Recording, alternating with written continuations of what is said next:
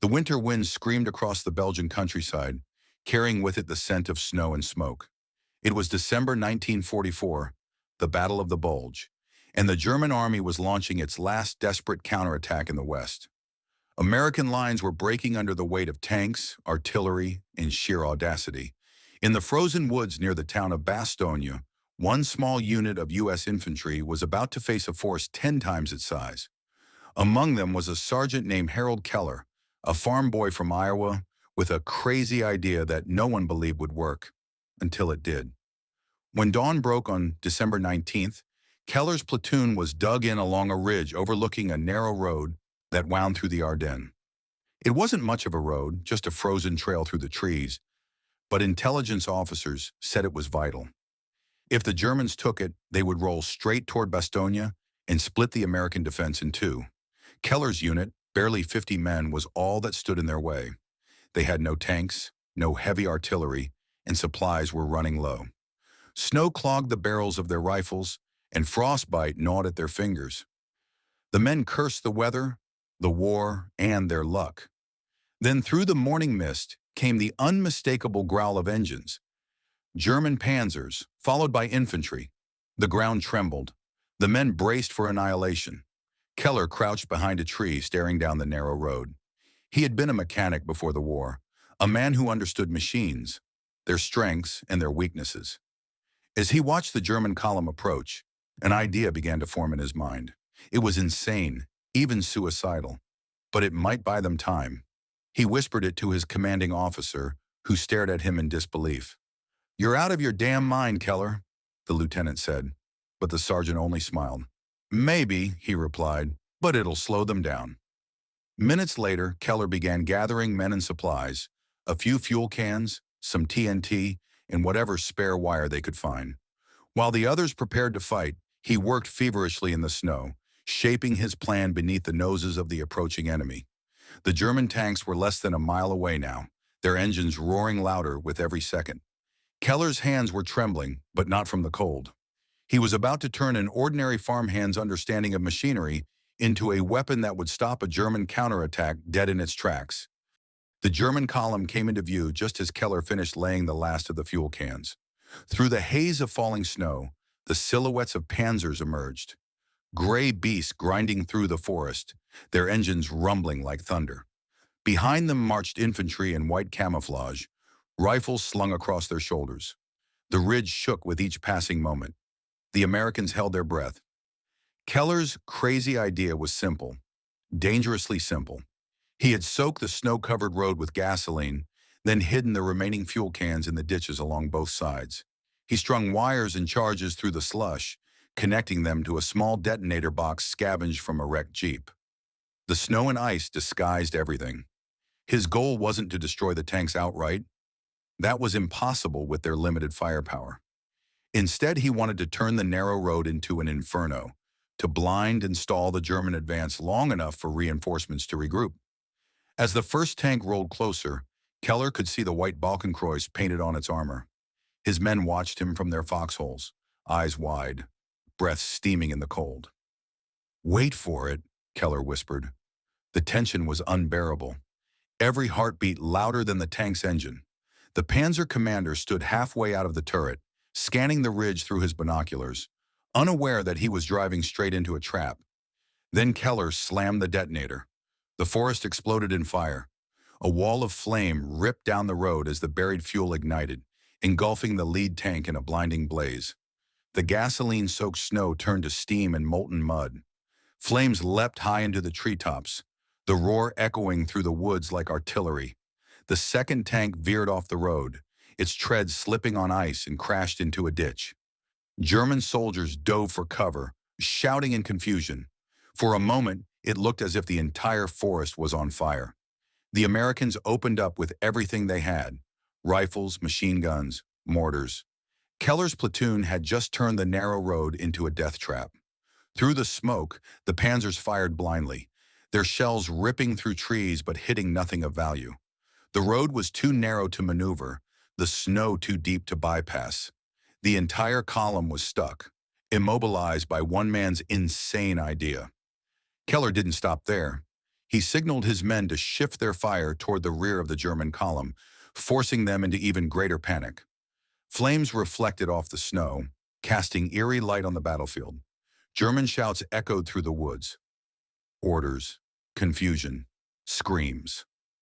When the ammunition began to run low, Keller looked around. Half his men were out of cover, faces blackened with soot. But they were still fighting. Against all odds, the crazy plan had worked. Somewhere behind the lines, an American radio operator sent out a single message to headquarters. Enemy advance halted. Road blocked by fire. Smoke and snow twisted together in the wind, turning the world into a ghostly blur of firelight and frost. The German advance had ground to a halt, their mighty tanks stranded on the burning road. From his foxhole, Keller peered through the haze, his face streaked with soot and sweat. The fire had done its job, but it wouldn't last forever. He knew the panzers would find another way forward once the flames died. They always did. For now, though, the forest echoed only with crackling fire and the occasional burst of gunfire as his men picked off scattered German infantry trying to regroup. It was a small miracle. 50 men holding back an entire armored column. Keller allowed himself one deep breath before snapping back into motion. "Reload every gun you've got," he shouted, his voice hoarse. "Use the wrecks for cover. We're not done yet." The men obeyed without hesitation. They had seen what their sergeant's madness could do. The fire along the road still burned, fueled by leaking fuel and shattered trees. The smell of burning oil mixed with pine and gunpowder. Somewhere beyond the flames, Keller could hear German officers barking orders, rallying their men. Then came the sound they all dreaded, the metallic grind of a tank engine restarting. One of the panzers had managed to reverse out of the inferno, its turret swinging blindly toward the ridge. Keller ducked as a shell screamed overhead and exploded in the treetops, showering them with splinters. He crawled to a fallen comrade's machine gun, set it up on the ridge, and began laying suppressive fire down the road. Every shot echoed through the valley, the tracers streaking red through the smoke. The men around him followed suit, pouring everything they had into the enemy's position. The Germans answered back, bullets snapping through the branches. Then Keller saw it, a cluster of German soldiers dragging an anti-tank gun into position. If they set it up, the ridge would be obliterated. Thinking fast, he ripped a grenade from his belt and threw it toward a nearby jeep. The explosion flipped the wreck, spilling burning fuel downhill. Within seconds, fire spread again, rolling toward the enemy gun crew. Screams followed, then silence. The men looked at him in disbelief. "You're insane, Sarge!" one shouted over the chaos. "Yeah," Keller yelled back, "but it's working." Hours passed like minutes. Ammunition dwindled. The fire's roar began to fade, replaced by the eerie quiet of snow falling through smoke. But the German attack had stopped cold. Reinforcements were finally on the way. Keller's radio crackled with distant voices confirming it. They just had to hold until dawn. As the first light crept over the horizon, the forest looked like another planet, half burned, half buried in snow, littered with twisted metal and frozen bodies. The road was a blackened scar cutting through white silence. The counterattack had failed, and all because one sergeant had refused to think like everyone else. When the sun rose over the Ardennes that morning, its weak light revealed the aftermath of chaos. The forest was a graveyard of frozen metal. Burned-out panzers sat half-buried in snowdrifts, their guns still aimed toward the ridge. Dead trees stood like skeletal sentinels over the battlefield. Keller and his men watched in silence, the adrenaline slowly draining from their veins. They had survived the night, somehow. Smoke drifted from the ruined road where Keller's improvised inferno had once raged. The air stank of oil, cordite, and scorched pine. The sergeant trudged through the snow, inspecting what was left of the line. Dozens of shell craters pocked the hillside, and several of their foxholes were little more than piles of splintered logs. But they were still there, and that was all that mattered. When reinforcements finally arrived, a mix of armored infantry and tank destroyers, the newcomers could hardly believe what they were seeing. "You held this with 50 men?" their commander asked, staring at the wreckage-strewn valley. Keller just shrugged. 50 men and a bad idea," he said. "That's all it took." The truth was, his bad idea had bought more than just time. Reports from headquarters confirmed that his platoon's stand had stalled the German advance long enough for Allied forces to regroup around Bastogne. Without that delay, the enemy might have broken through entirely. A single ridge, a few barrels of fuel, and one stubborn sergeant had helped save an entire sector. But Keller didn't see himself as a hero. He saw the faces of his men, frostbitten, weary, hollow-eyed. 3 were dead, 7 wounded. They had fought for hours without sleep, without backup, against impossible odds, and yet not one had run. That was what stuck with him most. As medics carried the wounded away, Keller slumped against a tree, lighting a cigarette with trembling hands. The wind carried the smoke toward the wrecked German tanks below. He couldn't help but feel a grim satisfaction at the sight. Those invincible machines, the same ones that had terrorized Allied troops for weeks, now sat useless and silent, stopped by fire and fear. Later that afternoon, as snow began to fall again, a jeep arrived from Division Command. An officer stepped out and handed Keller a folded message. It was short and to the point. Sergeant Keller, your actions prevented a major enemy breakthrough. The line holds. Good work. Keller read it twice, then handed it back. Tell them it wasn't just me, he said. Tell them it was everyone who was too stubborn to die. That night, around a small fire, his remaining men huddled together, sharing coffee and quiet jokes. The forest was silent except for the crackle of flames and the distant rumble of artillery somewhere to the east. They all knew the war wasn't over. Not yet. The Germans would attack again, somewhere else. But they also knew something had changed. For the first time, the enemy had been stopped. Not by overwhelming firepower, but by ingenuity, courage, and a little bit of madness. That night, snow fell thick and heavy, muffling the forest until it felt like the world had stopped breathing. Keller sat by what was left of their campfire, his coat stiff with frost, his rifle resting across his knees. Around him, the survivors slept in their foxholes. If sleep could come at all after what they'd endured. The flames flickered against the blackened trees, reflecting off twisted bits of metal from the ruined German armor below. He couldn't look away. Those hulks weren't just wrecks. They were proof. Proof that sometimes madness was just courage wearing a different face.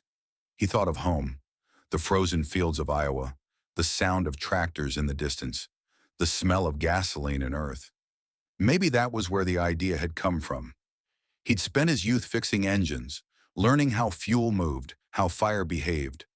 That same knowledge, twisted by desperation, had saved them all. He smiled faintly at the thought, a farm boy outsmarting German engineers. At dawn, the stillness broke. The low hum of engines echoed through the forest again, but this time they weren't German. Columns of Allied armor rolled up the ridge, Shermans and half-tracks covered in frost. Reinforcements had finally arrived in force. Keller's men stood to attention, exhausted but proud, as the commanding officer stepped out of his tank and surveyed the scene. The officer turned to Keller. "You held them here?" Keller nodded. "For a while. Then I lit the road on fire." The officer stared as if unsure whether to laugh or salute.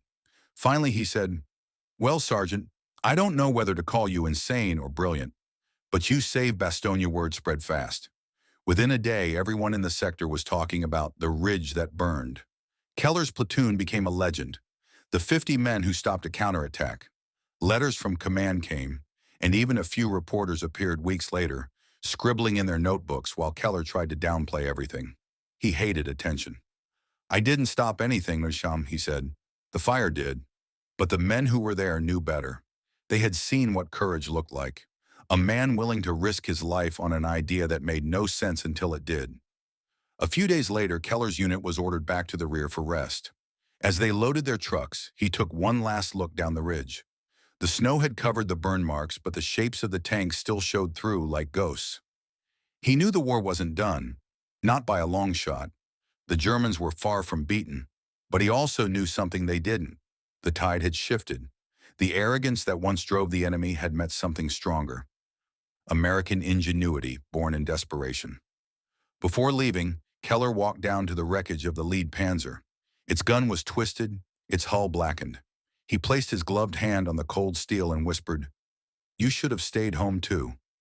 Then he turned and walked away, snow crunching under his boots as dawn spread over the ruined forest. A new day bought by a crazy idea and the men who believed in it. The convoy rumbled west through the snow, leaving behind the smoldering remains of the battlefield. Keller sat in the back of a truck, wrapped in a blanket that did little against the cold. His hands were raw, his eyes hollow from exhaustion. Around him, the men were quiet. Some slept sitting up. Others stared into nothing, still hearing the roar of engines and the crack of gunfire that had nearly ended them. They were alive, and but barely. When they reached the temporary command post, word of their stand had already spread through the division. Officers shook their hands, medics patched their wounds, and kitchen crews handed out steaming coffee like it was gold. For the first time in weeks, they felt warmth, not from fire or fear, but from recognition. Keller didn't talk much. He sat apart, watching the snow fall outside the tent. A correspondent from Stars and Stripes approached him, notebook in hand. "They're calling it Keller's Fire," the reporter said with a grin. "How'd you come up with something like that?" Keller shrugged. "You ever try keeping a tractor running in an Iowa winter?" "Same idea. Cold makes machines sluggish. Fire wakes them up." He paused, staring into the distance. "I just figured if fire could start one machine, maybe it could stop another." The reporter laughed, scribbled a few notes, and left. Keller didn't care what they wrote. He didn't see himself as a hero. He just knew his men had done what they had to, what no one else would have believed possible. Days later, command called Keller to a briefing tent. Inside stood Colonel McCready, the division's operations officer, his face stern but respectful. On the table lay a map of the Ardennes. The colonel pointed to a line near Bastogne. "That's where the counterattack died," he said. "And you did it with 50 men and a handful of fuel cans." Keller stayed silent.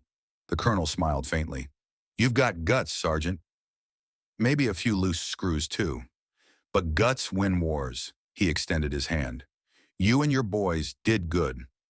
Outside, the camp hummed with life. Trucks refueling, tanks moving out, men repairing gear. The war pressed on. Keller's unit would rejoin the fight within days, reinforcing other positions along the front. The Germans were still dangerous, but their push had lost momentum. Every hour the Allies held gave General Patton time to move his Third Army north toward Bastogne. The fire on that ridge hadn't just stopped one attack. It had bought critical time for the defense of the entire sector. That night, Keller gathered his men around a campfire. They joked, ate from their rations, and for a few hours forgot the cold.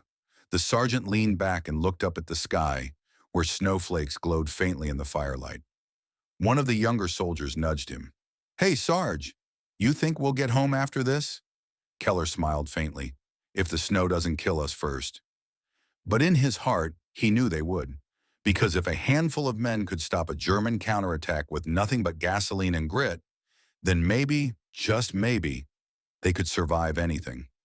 A few days later, Keller's platoon was reassigned to a new defensive line near the village of Noville, just north of Bastogne. The men were tired but restless, their confidence renewed by what they had accomplished. Yet beneath the jokes and bravado, each of them carried the memory of that burning road. The smell of fire and snow, the sight of tanks turning to ash. They knew the Germans would try again. The Ardennes had become a frozen nightmare. Temperatures plunged below zero, trucks froze in place, rifles jammed from the cold. Soldiers wrapped themselves in extra blankets and tore pages from field manuals to stuff into their boots for warmth. The air was heavy with silence, the kind that came before another storm. On December 23rd, Keller stood on the ridge outside Noville, binoculars pressed to his eyes. In the valley below, he could see the faint shimmer of movement. Trucks, armor, and men. The enemy was regrouping. This time they wouldn't underestimate the Americans. "Looks like round two," said Corporal Harris beside him, blowing into his hands. Keller lowered the binoculars. "Then we make it another bad day for them." They began reinforcing the line, digging new foxholes, stringing barbed wire, and setting up makeshift barricades out of tree trunks and frozen earth. Ammunition was scarce, and supplies were thin. Keller knew they couldn't rely on fire again, not like before. But he had learned something more valuable than any trick: adaptability. That night, as snow fell heavier, he walked the perimeter, checking on each squad. The men were quiet, focused, and ready. "Sarge," one said softly, "think the brass will remember us after this?" Keller smiled tiredly. "Doesn't matter if they do. Just make sure we remember each other before dawn." The Germans attacked. Mortar shells exploded in the woods, throwing snow and dirt into the air. Machine guns opened up from the tree line. Keller's men returned fire immediately, their muzzle flashes lighting the darkness. The ground shook as another wave of tanks rolled forward, their treads grinding over frozen earth. This time the Americans didn't panic. They held their fire until the panzers were close enough to see the gleam of their tracks. Then the bazooka teams opened up, aiming for weak spots: the sides, the rear, the tracks. Flames erupted as one tank burst into fire, then another. The line held firm. Keller ran from foxhole to foxhole, shouting orders over the roar of battle. When one of his squads was pinned down, he grabbed a rifle and joined them, firing until his shoulder ached. Every inch of snow was bought with blood, but they refused to yield. Hours passed before the attack finally broke. The Germans pulled back, leaving the ground littered with wreckage and bodies. The Americans had held again, battered, frozen, but unbroken. As the sun set behind the trees, Keller stood atop the ridge, smoke curling from his rifle. Around him, his men cheered weakly, their faces pale with exhaustion. Corporal Harris came up beside him. "They keep calling you crazy, Sarge," he said, "but maybe crazy's what we needed." Keller chuckled softly. "Crazy's just another word for not giving up." The snow began to fall again, blanketing the battlefield, covering the scars of another victory that shouldn't have been possible. By Christmas Eve, the forest was eerily still again. The German counterattack in Keller's sector had failed for the second time, but the cost was staggering. Bodies lay frozen where they fell, rifles still clutched in their stiff hands. The snow covered everything, softening the horror but not erasing it. Keller's men huddled around small fires, too cold to celebrate, too tired to speak. Somewhere in the distance, artillery thundered like faraway drums, the war grinding on. Keller walked among his men, checking each position, making sure no one froze in the night. He stopped beside a foxhole where Private Doyle sat humming quietly, staring at a picture of his wife. "You should get some rest, Chun," Keller said. "Can't sleep," Doyle murmured. "Keep hearing them out there." Keller listened. Nothing but the whisper of wind through the trees. "That's not them," he said. "That's the sound of them not coming back." Doyle smiled weakly. "You really think they're done?" Keller looked out toward the dark woods, the snow reflecting the dim orange glow of distant fires. "No," he said after a pause, "but they're starting to learn we don't quit easy." That night, a convoy finally broke through with supplies: food, ammunition, blankets, and, to the men's delight, mail from home. The soldiers tore open the letters with trembling hands, some laughing, some crying. For the first time in weeks, the cold didn't feel quite as cruel.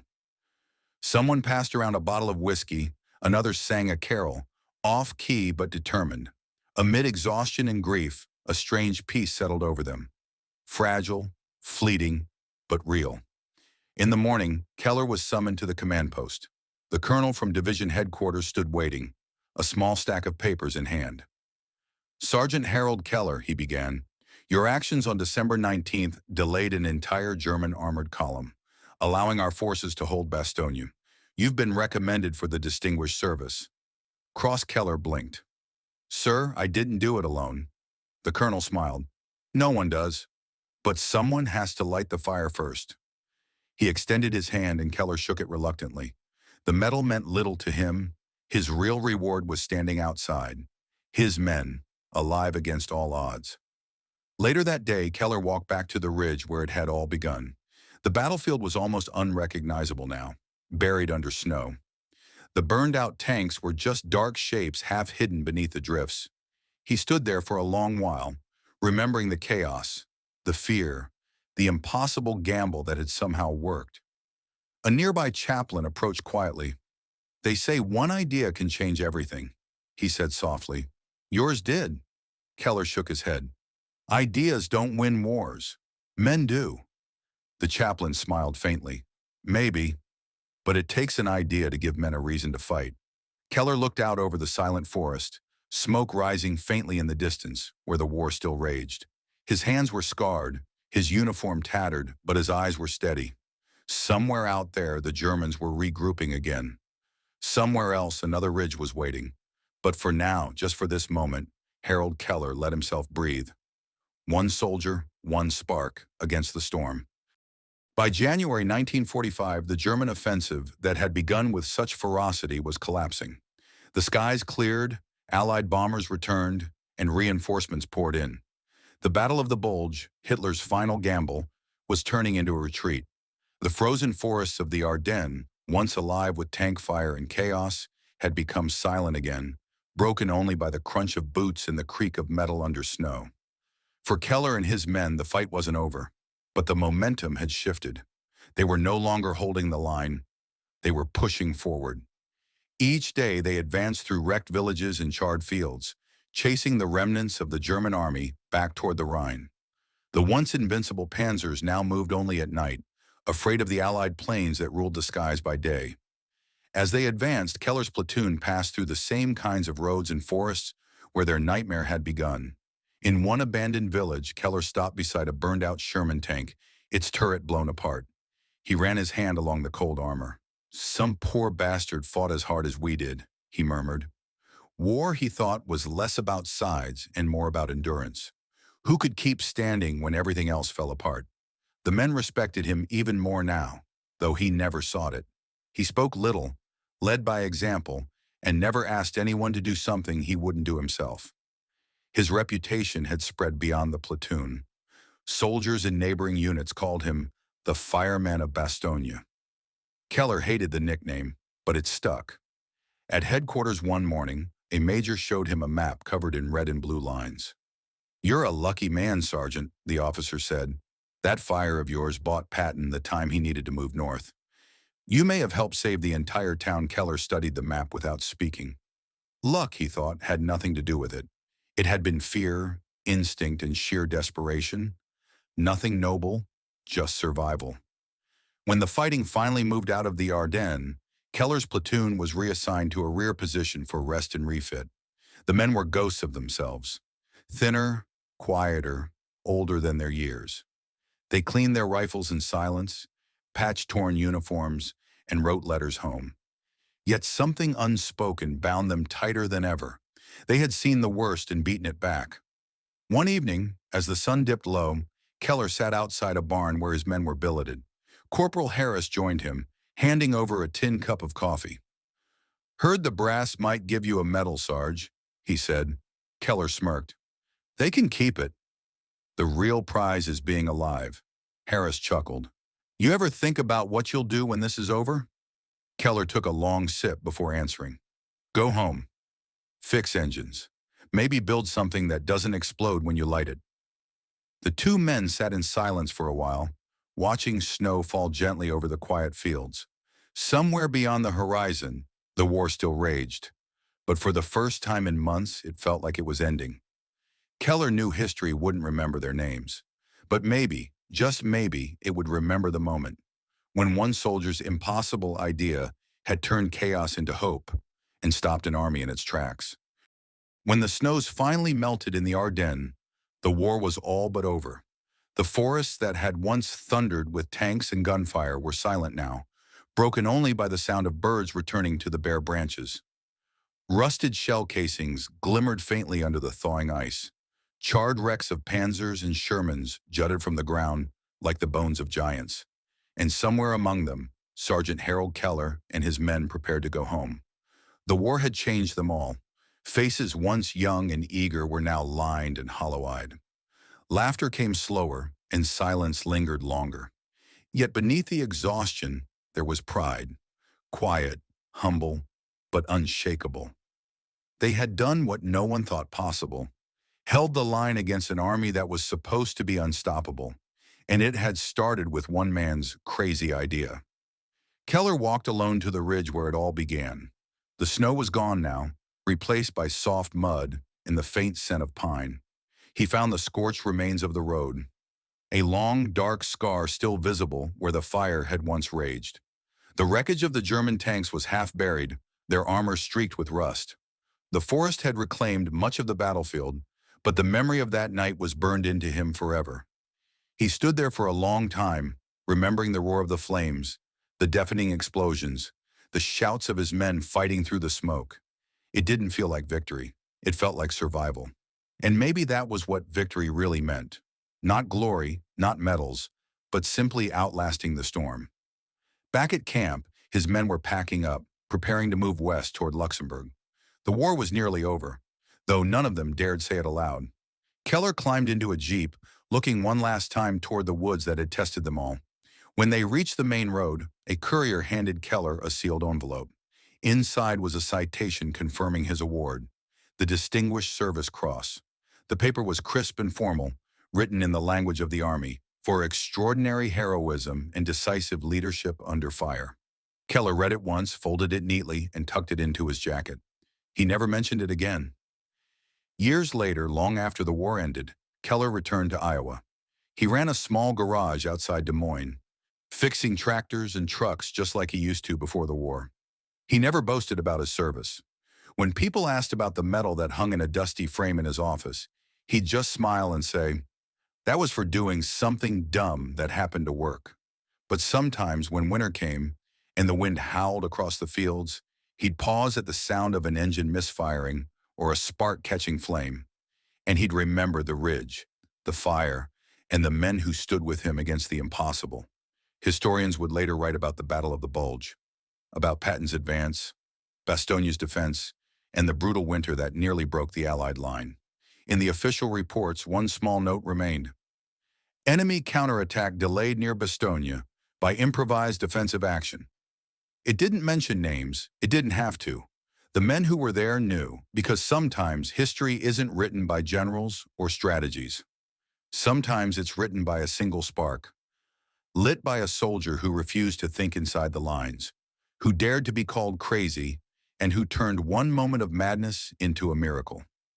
As the years passed, the snow covered the Ardennes again, soft and quiet. The forest forgot the fire, but the world it saved never did. If you enjoyed this video, don't forget to like, comment, and subscribe for more World War II stories.